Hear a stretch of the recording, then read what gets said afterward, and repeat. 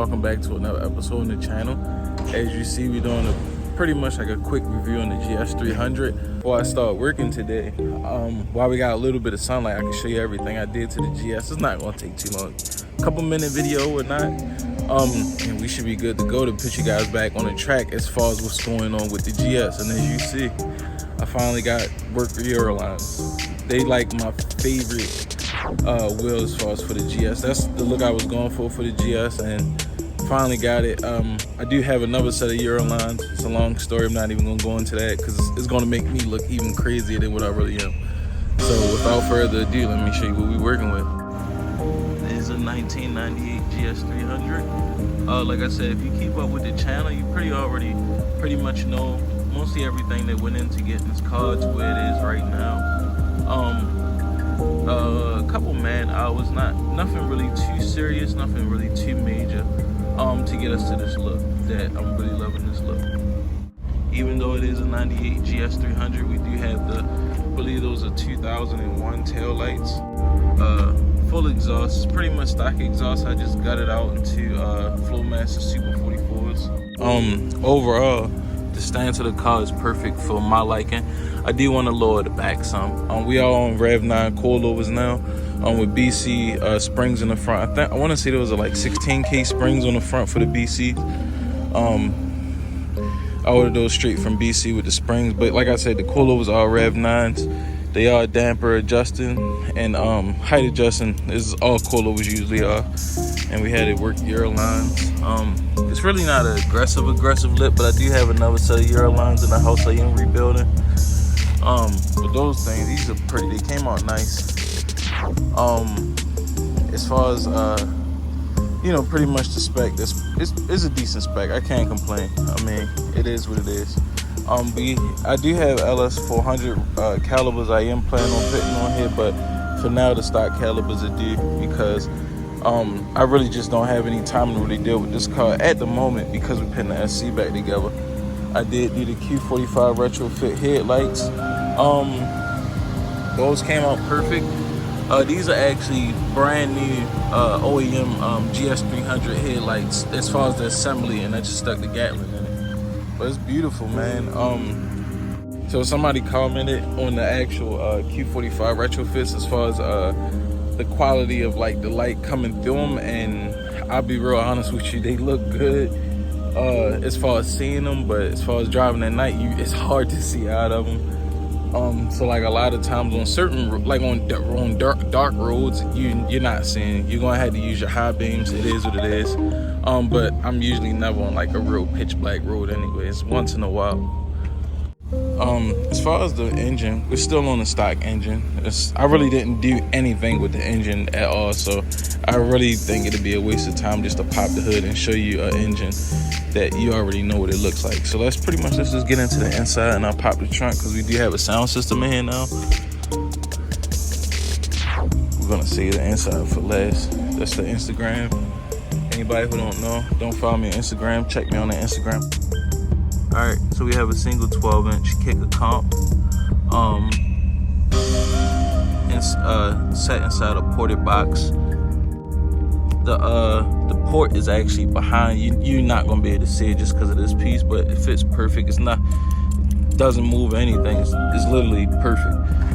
That's the old amplifier on my SC300. Just because I'm taking the system out, the SC300, I really don't need a lot of noise in there.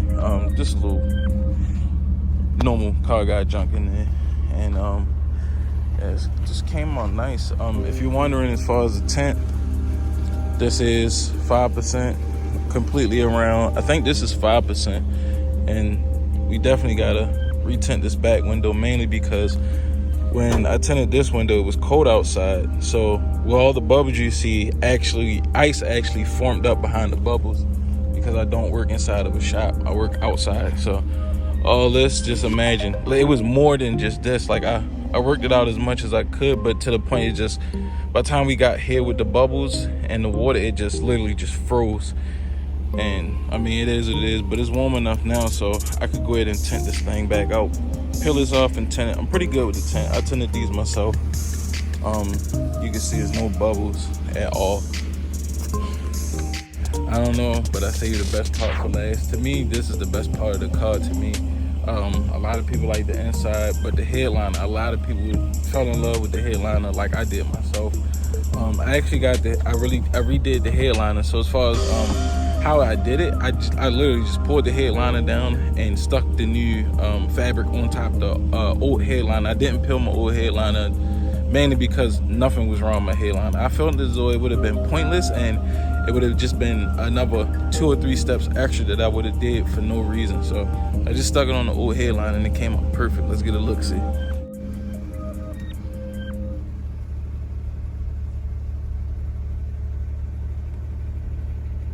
So this is pretty much a realistic rose fabric. I ordered this off of eBay. Really cheap for as much as quality as you get. I mean, the camera, you had to really see this thing in person to actually gauge it really good. A few parts on here I do have to fix. Mainly this part of the headliner, because I ran out of glue. Like, I used a whole can of glue on this, and I have glue now. I just literally gotta flip this down, re-glue this, and where is it? Oh, and pretty much glue the seams with a headliner meet, because it wasn't long enough. So I just had to pick glue here and on the other side. But it came out perfect, man. And if you follow me on Facebook, you already see I installed the grip royal. I do need a horn button. I bought this grip royal secondhand, so I really can't complain about it. It is wood grain. It kind of matches the interior wood grain that I have in here already. It just, overall to me, is a nice look. And I'm gonna show you one more quick thing with this beautiful interior of ours. Kind of dark back here, you really can't see back here in the dark. And if you watch any of the videos previously on the Gs300, you already know where I got this from. But if you don't know, I like to keep his card here. Really good guy, man. If you're looking for a VIP table, this is the guy you want to hit up. He does the whole interior as far as with the VIP tables. So he does this table. He does different, I would say different styles of tables for the front. This is just the style that I picked that fits me.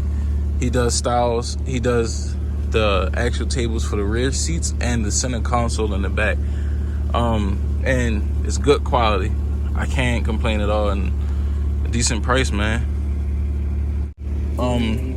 And I did replace this seat and that seat, because as you know, in the Gs300s, a lot of times the seats are just damaged so terribly. I did have my interior detailed, but I had to get it redone over and find somebody who could actually clean my seat belts.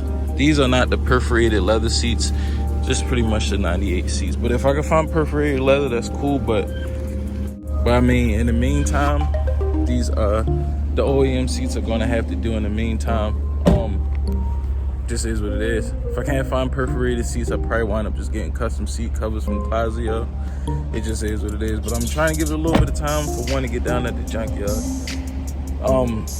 Because that's what I really want. I want to keep this thing close to stock as possible with like a really, really clean look with it. But Lexus seat covers aren't bad at all. Like, I really dig those seat covers. So, yeah, man, there you have it. Gs300, 1998. Pretty much stock as far as engine wise. So like I said, I'm not even going to open the hood. There's really no point, because everybody already know what a VVTi 2JZ GE looks like. It's no point. And another thing to compliment the interior, I got this from my boy Troy. Good vibes, really good guy, man. Shout out to Troy. He makes these custom infinity mirrors. And I got a question with the infinity mirrors from a few people. It literally just snaps on, and there's actually a button right here to cut it on and off.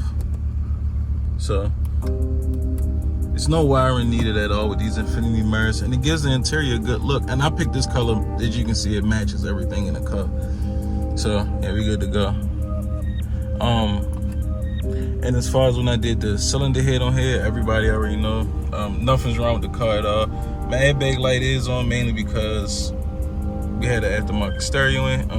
We have the aftermarket steering wheel in here, and I think I got like a bulb out in my. Oh no, the tail light indicator is on because I had those newer Gs300 tail lights in, and that's like that's usually like a common problem when you put the LED tail lights in.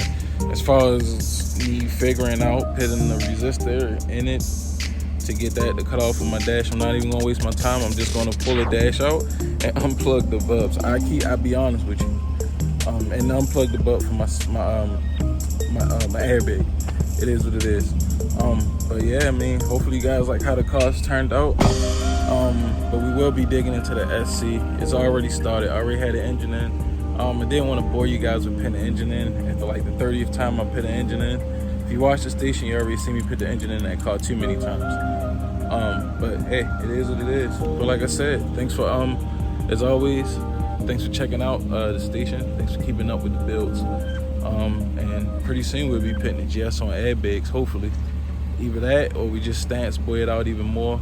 Probably gonna have to buy some better coilovers for that because these Rev 9s aren't made to go but so low, and I'm pretty sure I'm maxed out as far as how low I can go with the Gs300. But hey, it is what it is. Looks nice. Looks nice. Does exactly how it should as far as performance. It's a stock car, it's just slow. I cruise in this thing. But until next time, y'all, catch you on the next video.